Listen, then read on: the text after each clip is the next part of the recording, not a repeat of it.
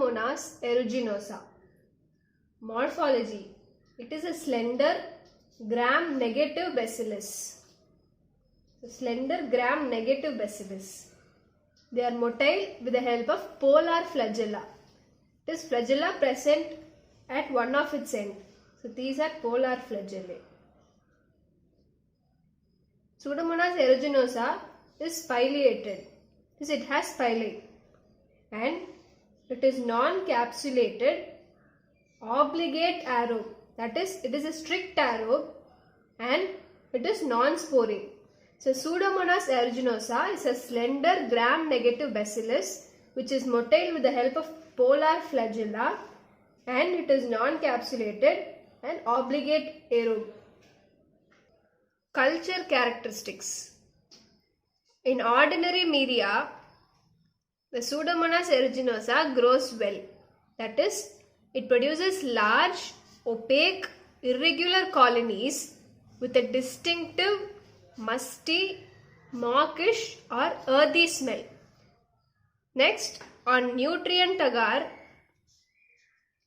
the Pseudomonas aeruginosa produces iridescent patches with a metallic sheen with crystals beneath the patches.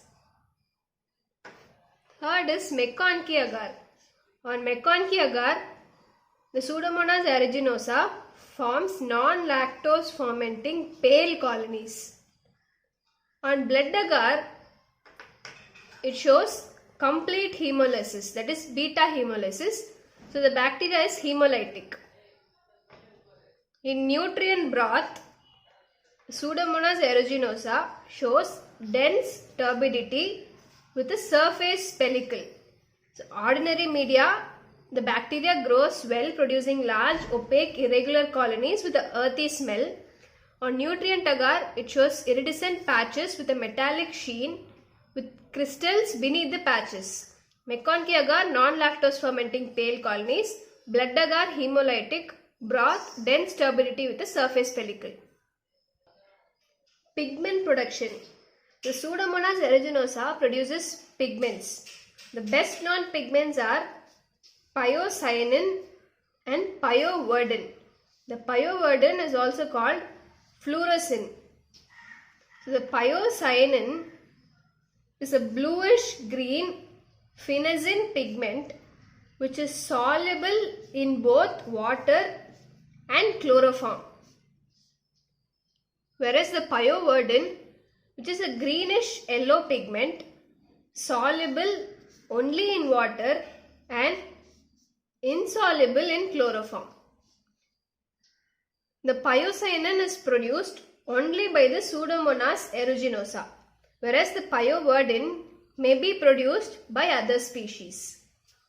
The pyocyanin inhibits the growth of many other bacteria, making Pseudomonas aeruginosa the dominant one in mixed infections. So the pyocyanin is a bluish green pigment soluble in both water and chloroform, produced only by Pseudomonas aeruginosa, whereas pyoverdin, which is a greenish yellow pigment soluble in water while insoluble in chloroform, may be produced by other species. The other pigments produced by Pseudomonas aeruginosa include pyorubin, which is red. Rubin means red.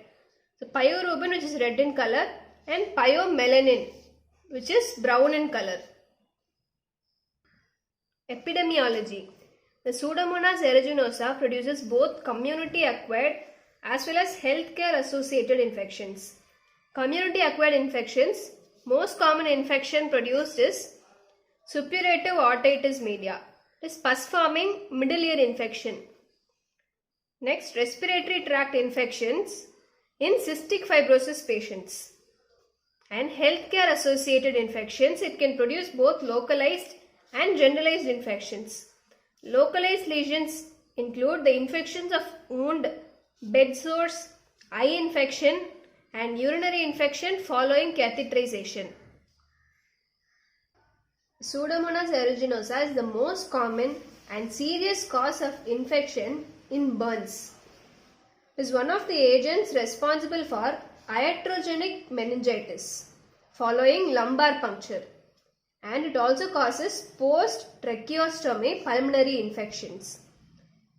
So this property is due to, first, resistance to common antibiotics and antiseptics, and second, its ability to establish itself widely in the hospitals. So community acquired most common infection is suppurative otitis. Healthcare, the Pseudomonas aeruginosa is the most common and serious cause of infection in case of burns. And the property is due to resistance to common antibiotics and antiseptics and its ability to establish widely in the hospitals. Pathogenicity. The Pseudomonas aeruginosa was first isolated from blue pus. The word aeruginosa means verdigris, that is bluish green in color, and pyocyania means blue pus. Next, toxic extracellular products produced by Pseudomonas aeruginosa.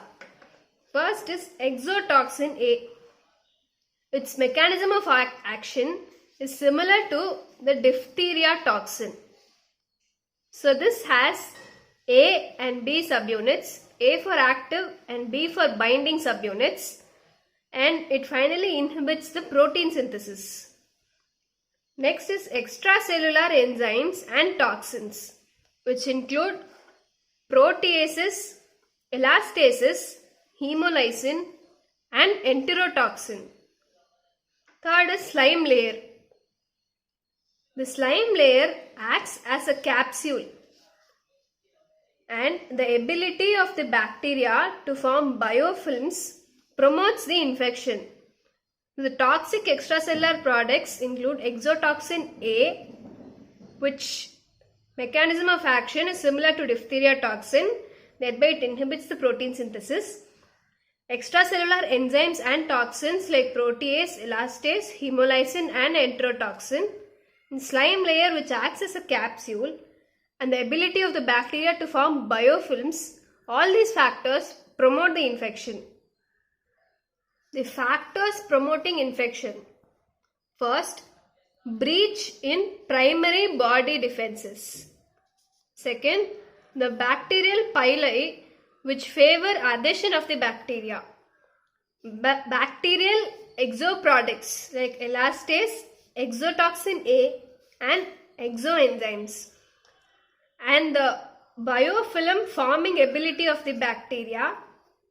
And finally, the lipopolysaccharide and glycocalyx. Lipopolysaccharide present in the cell wall and the glycocalyx layer present in all the bacteria. The factors promoting infections are 4 B's. Breach in primary body defenses, bacterial pili, bacterial exoproducts and biofilm forming ability. Next is laboratory diagnosis. The bacteria grows readily on ordinary media, and the identification of pigmented strains of Bacillus from clinical specimens is easy. As the bacteria produces pigments, it will be easy for isolation from the clinical specimen. Third is prompt oxidase reaction and arginine hydrolysis are used for identification of the bacteria.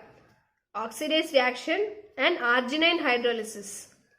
Next, selective media like cetrimide agar is used for isolation from feces or other samples which contain mixed flora.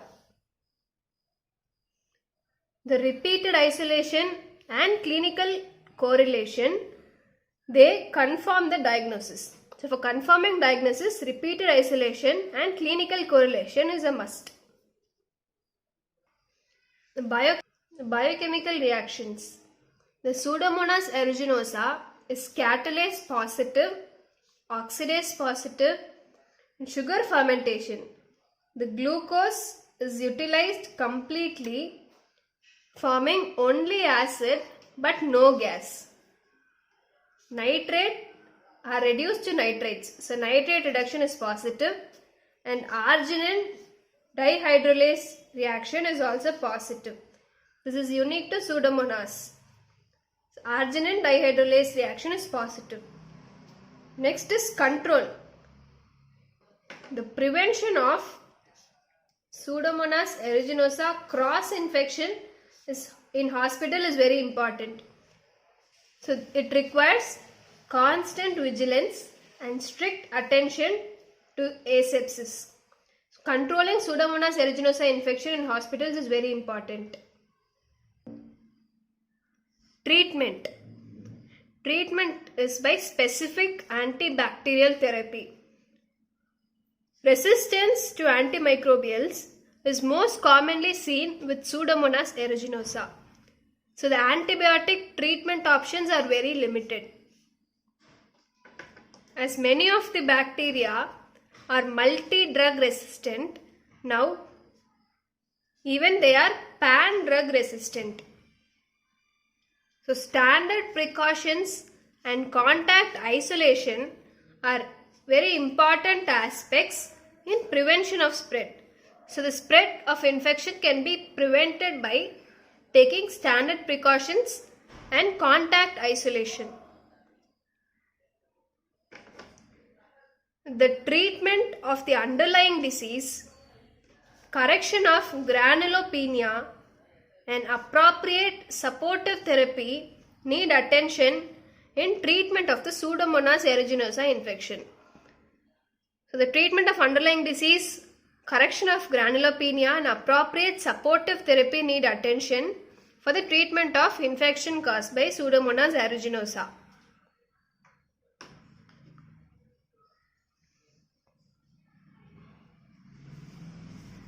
Thank you.